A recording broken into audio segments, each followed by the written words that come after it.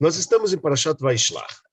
E hoje a gente vai ver um ponto que eu queria abordar com vocês, um negócio difícil de compreender, difícil de entender em toda essa passagem. A gente já vem de uma parashá meia complexa aí, de ficar enrolando o marido, pegando a brachot para o filho queridinho dela, através da roupa de Esá. A gente já viu isso daí, vimos um pouquinho desse pedaço, mas agora, no início dessa parashá, a gente não, aí realmente fica muito, muito difícil de entender.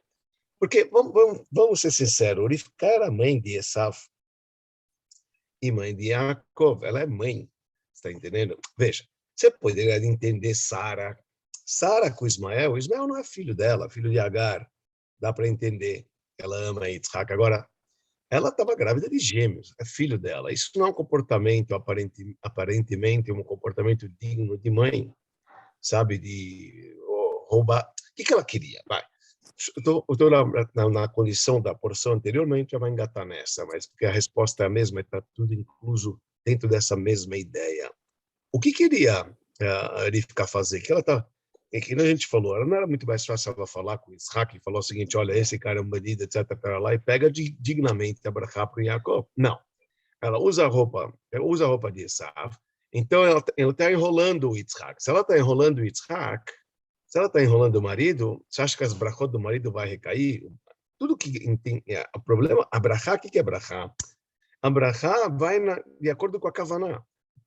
Você tem um kavaná de dar brachá para X, então é ele que vai prosperar. Você tem um kavaná de dar para Y, é o Y que vai prosperar. Porque o que é brachá? Brachá, aquilo, parece que o Yitzhak não viu. Yitzhak pensou que estava dando brachá para Esav. Para quem vai? Se ele rachava, se ele pensou para Esav, você acha que vai para Yaakov? É verdade que Yaakov está fisicamente lá. Mas uma brachá você pode dar a mesma distância. O importante é o que é a kavaná, não é assim que é? A gente pede brachá do Rebbe, aliás, hoje é um dia importante, hoje é o dia do casamento do Rebbe com a Rebbe, dia Kita está entrando agora, um dia de Mazel Tov, etc., um mês famoso, um mês Kislev. Mas veja, voltando na ideia, isso não é minha pergunta, entendeu? Isso é uma pergunta do quem está falando isso, pessoal, não sou eu que estou falando. Isso aqui é um voto do Abravanel, do Yitzhak Abravanel. O famoso sábio que nasceu em Lisboa em 1437. Ele viveu 71 anos, ele acabou falecendo em Veneza e foi enterrado em Pádua, na Itália. Tá certo? Dona Yitzhak Abravanel, ele fala que quer dizer isso. O que adianta ela querer roubar a brachá do filho? É filho dela, Ribbono Shel Olam. O filho dela é mais velho. Você está pegando... Que mãe não quer abençoar um filho? Ou quer pegar a brachá do filho e dar para outra? Primeira coisa, essa é uma das perguntas que ele faz. E a outra... O que adianta pegar a brachá dessa maneira se tudo vai atrás da kavaná? É a pergunta do Abravanel, muito forte na parashá anterior. Mas já vamos chegar na nossa parashá. O que acontece na nossa parashá é o seguinte. De repente, passa-se 34 anos. Tá? De repente, Yaakov vai e manda emissários, vai estar malachim. Para quem? Para Esav, o seu irmão. Mapitom, por que Yaakov ele tem que atiçar o cão? Por que ele tem que mandar pessoas lá? Tá quieto, quem sabe ele já esqueceu do assunto. Quem mandou ele ir lá e chegar e falar para Esav? Tanto é que, inclusive, eu estava estudando com o doutor Ernesto no domingo, agora eu estou entendendo melhor. Dentro do Midrash Tanakuma, como o Midrash Rabbah, fala o seguinte, que Yaakov ele mandou pessoas para poder avisar para Esav, emissários para Esav. Rav Huna Patach, Rav Huna não sabe, ele disse o seguinte, está escrito em Mishlei, Provérbios do rei Salomão, é como alguém mahzik beozne kelev over, é que nem um cara que vai lá, puxa o cão, a orelha de um cão que está passando, diz o Shlomo Amelech, quem faz isso, imagina, o cachorro está passando, você vai lá e puxa a orelha. Mitaber al-riv lolo. É um cara que está entrando numa briga que não é dele. Cara, essa briga não era com o cachorro. O baracu. E deixa passar, o cachorro está passando, deixa passar, deixa ele lá, você aqui não. Você vai lá, puxa a orelha dele. Você está entrando numa briga que não é sua.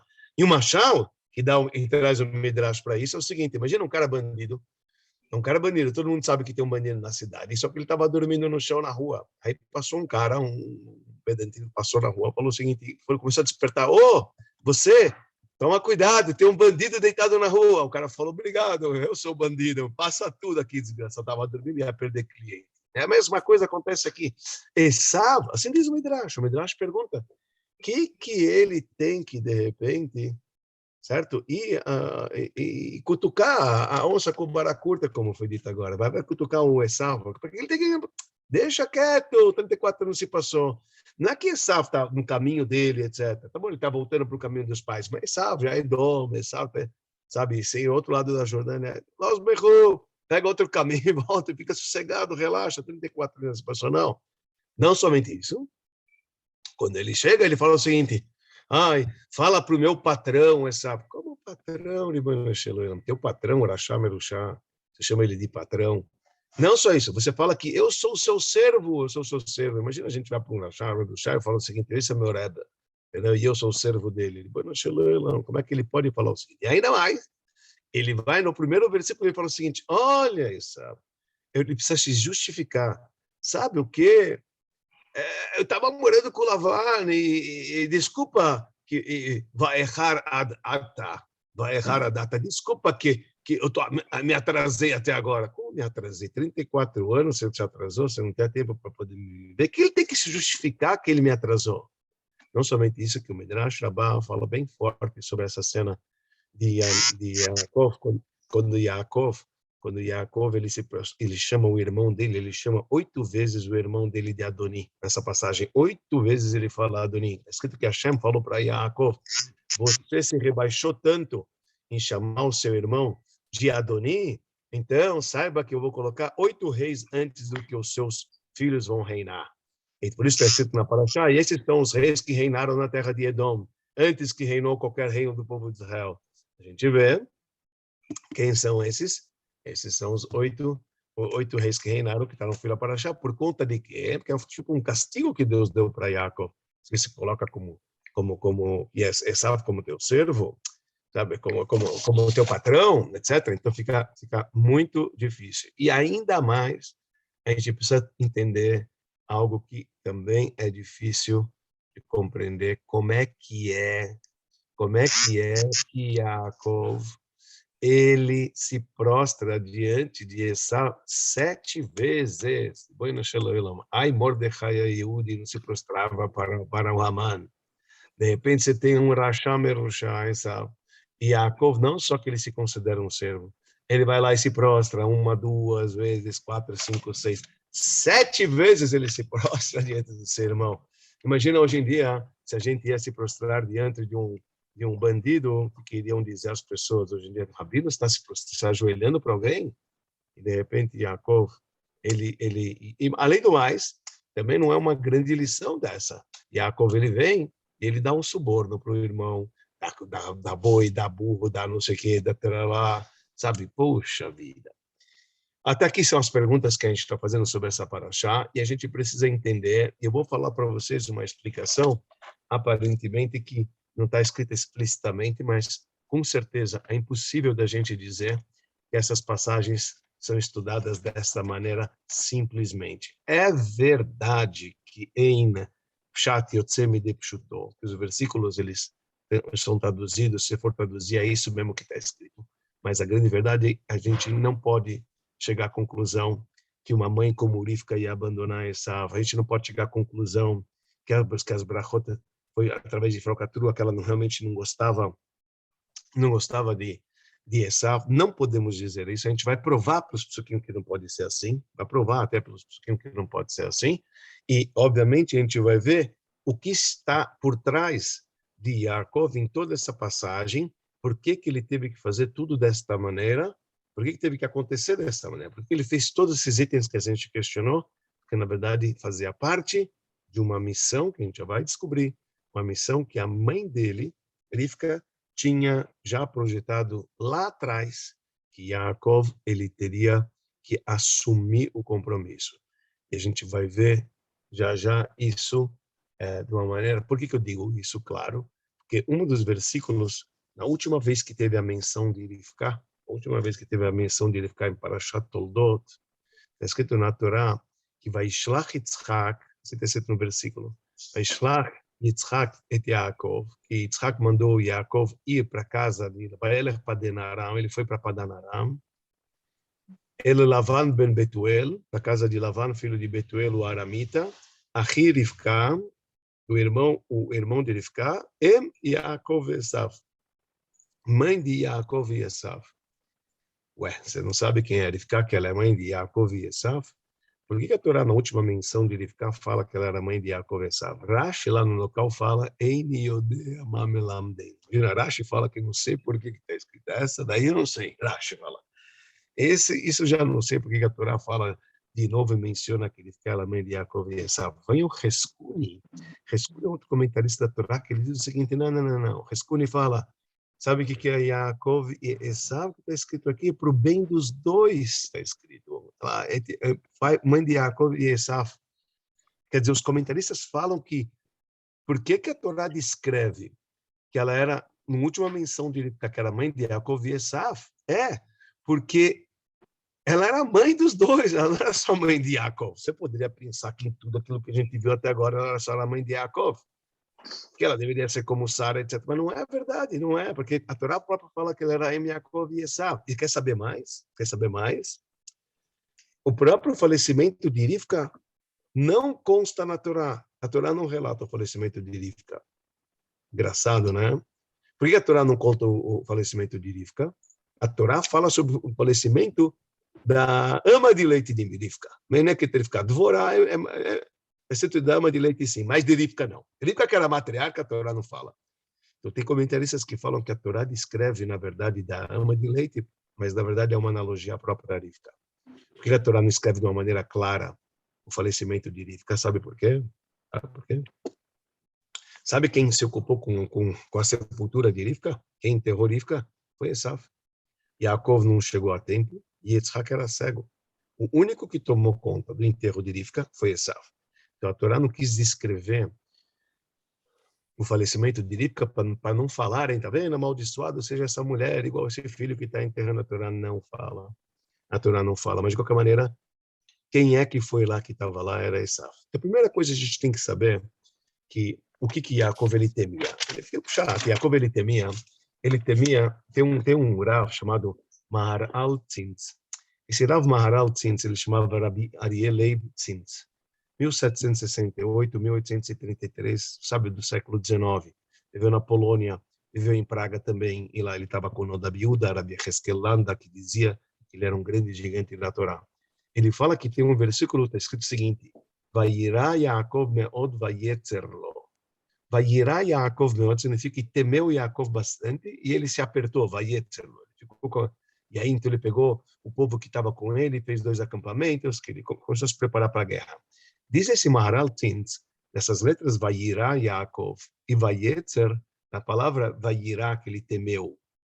Tá certo? Isso temeu o quê? Que é uma analogia, temer e aperto, Vayirá e Vayetzer, era o medo de Yaakov. O que tinha Yaakov, disse esse sábio Maharal Tzintz, o medo que tinha Yaakov era que Esav, pelo mérito de duas coisas que ele estava à frente de Yaakov, pode ser que Deus não ia fazer misericórdia com Yaakov, ou Esav, aliás, por causa de 2 coisas que Esav estava à frente de Yaakov, então talvez Deus não guardaria a promessa que tinha dito para Yaakov que ele vai voltar em paz. Quais são as 2 mitzvot que fez Esav que Yaakov não fez? Primeiro é o temor aos pais e à mãe, pai e a mãe, o amor e o temor que Esav tem, não tinha alguém igual. E nossos sábios falam isso na Gemara, claro que igual Esav não tinha o amor e o temor como Esav ele tinha para o pai e para a mãe. Era uma coisa incrível. Então, esquece irá. E vayetzer, vem na palavra, a Torá fala que você não pode pegar 2 irmãs, litzador, para não causar atzures entre uma e a outra. Então, Vayetzer, Esav não tinha esse problema igual Yaakov. Yaakov casou com 2 irmãs.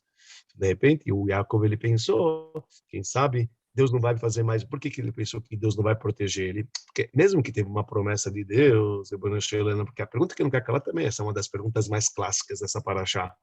Tá certo? Yaakov não confia em Deus. Deus já tinha falado para ele que ia acontecer. Mas tem um Rambam, que o Rambam fala uma coisa bonita.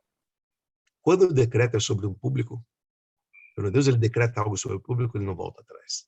Quando ele decreta algo sobre uma pessoa particular, ele pode voltar atrás. Se a pessoa não é mais merecedora, se o outro é mais merecedor, então ele pode voltar atrás. Isso o Rambam fala.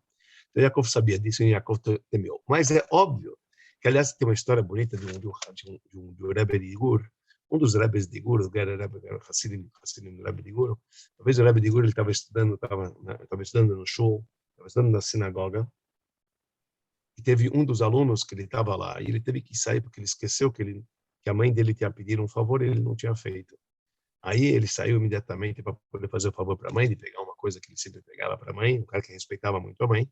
E quando ele entrou na sala, de repente o Rebbe de Gur olhou para ele assim, sério, e falou o seguinte: aonde você estava, meu filho? Ele falou: olha, Rebbe, desculpa, eu saí só para poder fazer um favor para minha mãe. Eu falei: isso eu sei, porque quando você entrou agora no Beit HaKnesset, você acabou de entrar a Abaye junto, sabe? O Abaye do Talmud acabou de entrar com você, Abaye. Ele falou: o que quer dizer o Abaye entrou? Então explicou o Rebbe de Gur e disse o seguinte: Abaye, na verdade, não era o nome do sábio. O nome do mestre, Abaye, Abaye era um acrônimo. O acrônimo de Abaye é Asher Becha Yerucham Yatom, pois em ti será abençoado um órfão. Abaye, ele era órfão de pai e mãe. Ele era órfão de pai e mãe. E o que aconteceu foi, ele prometeu ao Abaye, falou o seguinte: ele não teve a oportunidade de cumprir a mitzvah de honrar o pai e a mãe. Então ele falou: qualquer pessoa que vai cumprir a mitzvah de honrar o pai e a mãe como se deve, eu vou acompanhá-lo. Isso é uma coisa bonita. Quer dizer, veja, é um cavalo muito grande, só para você saber, uma história bonita. Isso aqui, então, Abaye é o acrônimo Asher Becha Yeruham Yatom. Pois em ti vai ter misericórdia do órfão. Esse é o acrônimo de Abaye, mas de qualquer maneira, vamos ver o ponto que eu acho que é importante para a gente ver, que sem a Hassidut vai ficar muito difícil, a gente vai precisar do voto da Hassidut, que é uma pergunta, primeiro no Maimer do Rebbe, que ele falou, então, Shinem Aleph, que ele falou por que tem esse atraso. Da linguagem de Yaakov, que ele se atrasou, significa que ele tinha uma missão importante em fazer. E realmente assim traz o Torat Chaim. Torat Chaim era o livro do Mittler Rebbe. O Mittler Rebbe, agora a gente acabou de passar na semana dele, a data do nascimento e seu falecimento no dia 9 de Kislev, e no dia 10 de Kislev a data da sua libertação. Então, olha o que diz o Torat Chaim. Diz o Rebbe, o segundo Rebbe, ele diz assim: a razão por que Yitzhak ele amava Esav, o seu filho maior, porque a raiz de Esav vinha de um mundo que antecedeu a esse mundo. Era chamado Lamatou, que caiu no mal. Quer dizer, era um mundo que tinha muita luz. Um mundo que tinha muita luz. Mas os utensílios não comportaram. Aquela luz que tinha lá, nesse mundo, fazia com que as sefirot não se unissem. Não tinha itkadelut, não tinha união entre as sefirot.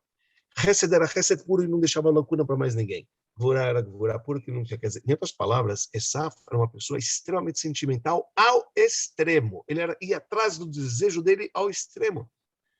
Isso vem do nível super hiper elevado do mundo chamado Tou, mas que já que não deixava lacuna para o outro, então aquilo explodiu, aquilo não deu, o utensílio não comportou.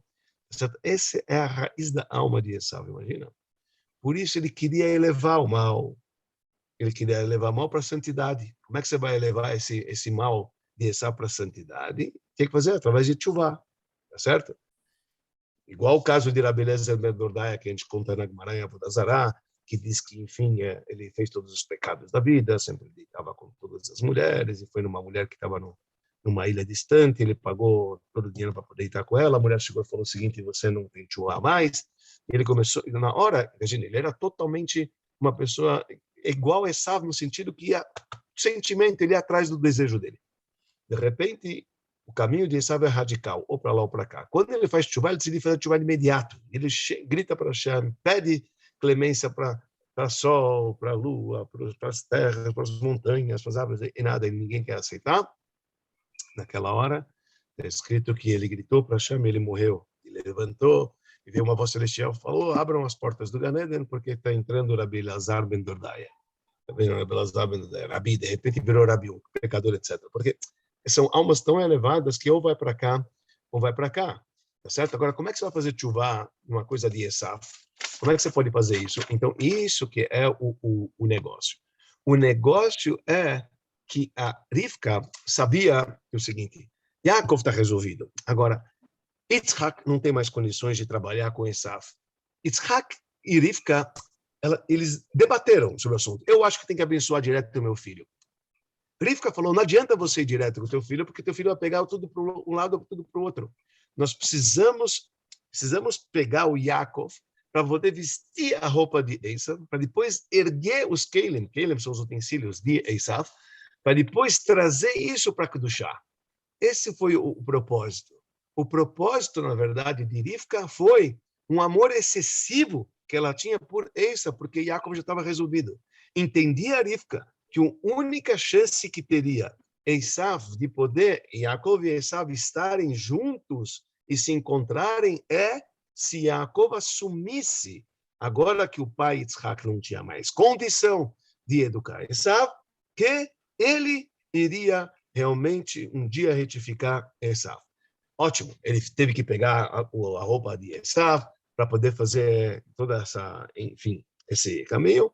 Para ele começar então a trabalhar com Esav, o que ele teve que fazer? Esav ficou nervoso, obviamente, no início. Ele teve que ir para Lavan. Ele foi para Lavan e lá ele começou a trabalhar, refinar uma pessoa rachá.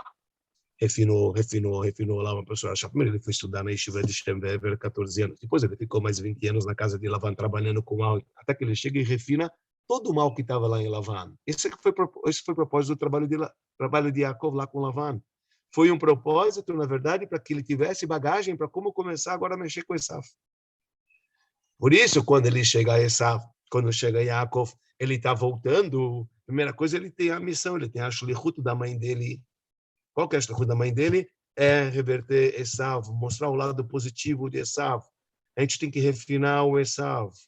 Então, o que ele fala para Esav? Ele fala, a primeira coisa que eu tenho que me desculpar, vai errar, me desculpa que eu atrasei. Eu atrasei porque eu tive que edificar uma família. Eu atrasei porque eu estava retificando e eu estava refinando o Lavan Arami.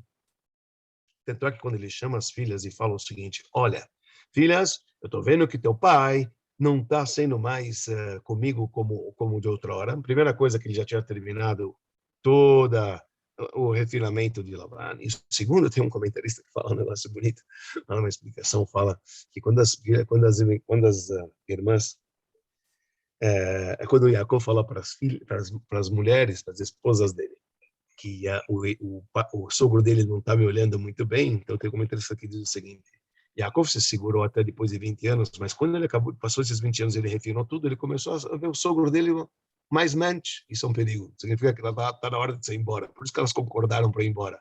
Falou, você sempre nunca gostou do nosso pai, porque ele não presta. Não presta. Agora que você já está vendo ele com outros olhos, significa que já tem que ir embora. Cuidado para você não cair. Porque mexer com o mal não é fácil mexer com o mal. Tudo bem, um comentário, isso aqui é uma coisa à parte.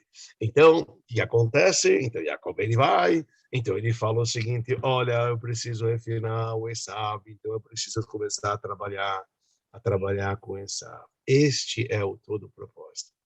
E só para poder falar um voto bonito do pai do Rebbe. E você sabe, aliás, depois que ele começou o contato, você vai me falar, não, mas na verdade, porque depois ele mandou ele embora. Não mandou ele embora, diz o Midrash Rabbah fala em outro lugar, Rabbi Avin falou em nome de Rabbi Hunia, 9 anos ficou Yaakov mandando para Esav mais presentes, aí mandava telegrama aqui, mais um boi, mais um não sei o que, mais lá. Quer dizer, ele ficou 9 anos servindo, refinando o seu irmão, e a prova é que deu certo, que o irmão dele aceitou esse approach de Yaakov e não foi matar ele não matou ele, não foi a guerra, ao contrário, ele aceitou o approach de Esav, de Yaakov com Esav, Esav entendeu que esse era o propósito e sabia que esse era o propósito que a mãe dele, porque já passaram tantos anos, ele entendeu que a mãe dele viu isso.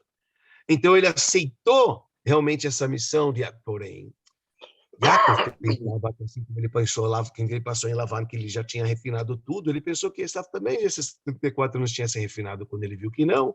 Então, ele começou a trabalhar com o Esav. Por isso, diz o pai do Rebbe, um voto bonito, só numerologicamente falando, de uma maneira com Guimatra, uma coisa muito bonita. Por isso, diz o pai do Rebbe uma coisa interessante. Yitzhak, Yaakov. Quanto vale Yitzhak? Yitzhak, no valor numérico, pessoal, tem um valor numérico de 208. O que é 208? São 8 vezes o nome tetragrama, tá bom? Dá 208. 8 vezes 26 dá 208. Agora, Yitzhak, ele teve 2 filhos, certo? Yaakov e Esav. Desses 8 nomes de Hashem, quem ficou com quantos? Yaakov, o valor numérico é 182, que é 7 vezes o nome de Hashem. Quer dizer que Yaakov pegou 7 nomes de Hashem. Ficou um sobrando. Quem pegou? Esav, certo? Agora, quanto vale Esav? Esav vale 376. Tira 26, dá 350. 350 é 7 vezes tamé, 7 vezes impuro. Quer dizer, o Yaakov pegou 7 vezes o nome de Hashem, 182, 726. Esav, que é 376, ele pegou um Shem Hashem, que é 26, mais 350, que é o nome dele, dá 376. 350 é 7 vezes a palavra impuro. Agora dá para entender as passagens. Vem Yaakov Avinu e ele quer o quê? Tirar o 350 de Esav, tirar a tumá de Esav. Ele vem e se prostra 7 vezes, não 8, e nem 5, e nem 6. Ele se prostra 7 vezes. Para cada 7 vezes que ele estava tirando um nível de tamé de Esav. São 7 níveis de tamé, 7 vezes 50, mais 26. Ele queria deixar o único lado que tem Yaakov e Esav juntos, que é o tetragrama, isso que ele queria deixar. E isso que ele fez. Quer dizer, quando ele se prostrou 7 vezes, ele estava realmente limpando. Isso antes de alcançar, antes de abraçar. Opa! 7 vezes ele tirou também, ele conseguiu tirar esse nível de impureza de Esav nessa aproximação. Eles se abraçam, se beijam, etc. Lá. Quer dizer, é incrível isso quando você para poder pensar que é esse o propósito. Tanto é que a prova é que quando ele manda pessoas para poder ver o Esav, ele fala, olha, vamos ver se eles falaram, teu irmão, o Esav, teu irmão, o Esav. Sempre eles falavam o Esav, quer dizer, ele ainda estava em 376. Na última vez, está escrito, quando ele se aproxima e ele beija, então ele falou, olha, até que eu vou chegar para o meu irmão, não está escrito mais Esav. Não vai estar escrito. Quando Yaakov se encontra com Esav, depois que eles se beijam, está escrito até que eu vou alcançar o irmão, não está escrito o irmão Esav. Porque ali ele já tinha retificado ele. Quer dizer que o quê? O que a gente vê daqui? A gente vê daqui que esse era todo o propósito de Rivka. Rivka estava querendo ensinar a gente, pessoal, para a nossa geração, que não importa como um judeu ele pode se vestir como Esav, ele pode ter tendências assim e com desejos assim muito fortes para lá e para cá. Rivka se preocupa com Esav ao máximo, fazendo de tudo para que o irmão Yaakov se responsabiliza para aquele judeu como Esav, para tirar ele da impureza. Pessoal, quantas pessoas, quantos nós não estávamos envolvidos com impureza? Veja, este é o caminho que a Kassilut vê como Shlichut Vaishlach Yaakov. Shlichus de Yaakov era exatamente tirar todos os judeus, não importa até mesmo isso que está no nível de impureza. E essa é a Shlichut que o Rebbe nos incumbiu. Hoje, o dia do casamento do Rebbe, o Rebbe fez exatamente esse papel. A gente vai nos lugares e a gente acolhe os Esav da vida, que são os nossos irmãos. Esav é um Yehudi, Esav não é um Goi, não é um Ishmael, Esav é um Yehudi. Esav é um Yehudi que ele precisa do nosso apoio, não importa o que ele pega, o que ele não. A gente tem que saber que quando a gente vai e a gente pode dar para o outro Yehudi material, Shor, Habor, Tzon, Eved, Shifra, como ele fala, tudo eu estou te mandando, tudo eu estou lhe dando. A gente tem que ser gente com outro judeu, a gente tem que se aproximar diante do judeu, a gente tem que abraçar outro judeu. Sabe o que a gente faz com isso? A gente tira a impureza daquele judeu. Assim a gente tira a impureza do Yehudi. Assim que a gente traz uma pessoa para a Yiddishkeit. Esse é o caminho da Shlichut, que Rivka, lá, desde o passado, já viu que ia ter pessoas assim que está nesse nível, e já incumbiu o próprio filho Yaakov de assim de se identificar. Daí dá para entender por que Esav tem um grande kavod para sua mãe também. Daí dá para entender por que ali eles se encontraram e ele aceitou e ele conseguiu entender. E é ele que se dedicou justo para a morte de Rivka, foi exatamente Esav que se dedicou. Chas v'shalom, pensar ao contrário, que Rivka detestava Yaakov. Não, ela entendia muito bem quem ele era. E o propósito, o trâmite de tudo foi desta maneira, porque aqui estava uma shlichut especial que a Rivka queria deixar para hoje em dia, através de nós, descendentes de Yaakov, ao trabalhar com todos os tipos de irmãos, inclusive Esav. bom, pessoal. Eu acho que esse é o Wort que a gente deveria estudar hoje.